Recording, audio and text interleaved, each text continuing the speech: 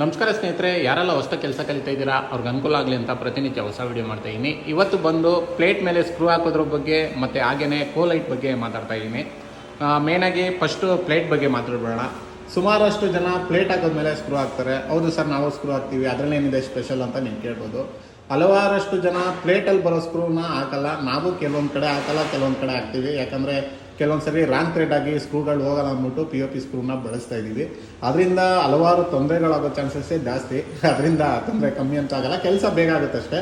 ಏನಕ್ಕೆ ಮಾತು ಹೇಳ್ತಾ ಇದ್ದೀನಂದರೆ, ಸುಮಾರಷ್ಟು ಜನ ಪವರ್ ಚೆಕ್ ಮಾಡೋಕ್ಕೆ ಮುಂಚೆನೇ ನಾವು ಪ್ಲೇಟ್ಸ್ ಎಲ್ಲ ಅಸೆಂಬ್ಲಿ ಮಾಡಿ ಸ್ಕ್ರೂಗಿಂಗ್ ಮಾಡ್ತೀವಿ. ಕೆಲವೊಂದು ಸರಿ ಏನಾಗುತ್ತೆ, ಹೆಲ್ಪರ್ಗಳು ವೈರ್ಗಳನ್ನ ಸರಿ ಒಳಗಡೆ ಹಿಡ್ದಿರೋ ಸ್ಕ್ರೂಗಳು ಹಾಕ್ತಾರೆ. ಆ ಟೈಮಲ್ಲಿ ಏನಾಗುತ್ತೆ, ಫೇಸ್ಗೆ ಏನಾದ್ರು ಟಚ್ ಆಗಿ ಮೆಟಲ್ಗೂ ಟಚ್ ಆದರೆ ಗ್ರೌಂಡ್ ಆಗ್ತಾ ಹೋಗುತ್ತೆ.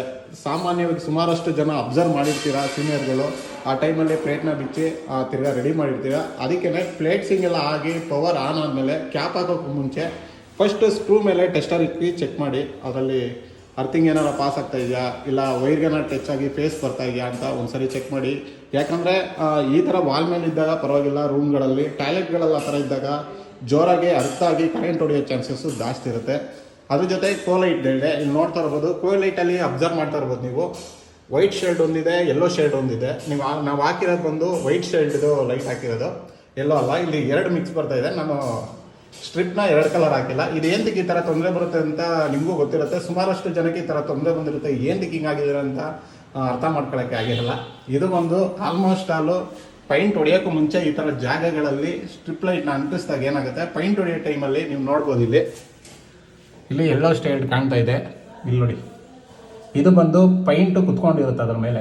ಆ ಪೈಂಟು ಕುತ್ಕೊಂಡಾಗ ಏನಾಗುತ್ತೆ, ವೈಟ್ ಶೇಡ್ ಹೋಗಿ ಎಲ್ಲೋ ಶೇಡ್ ಆಗುತ್ತೆ.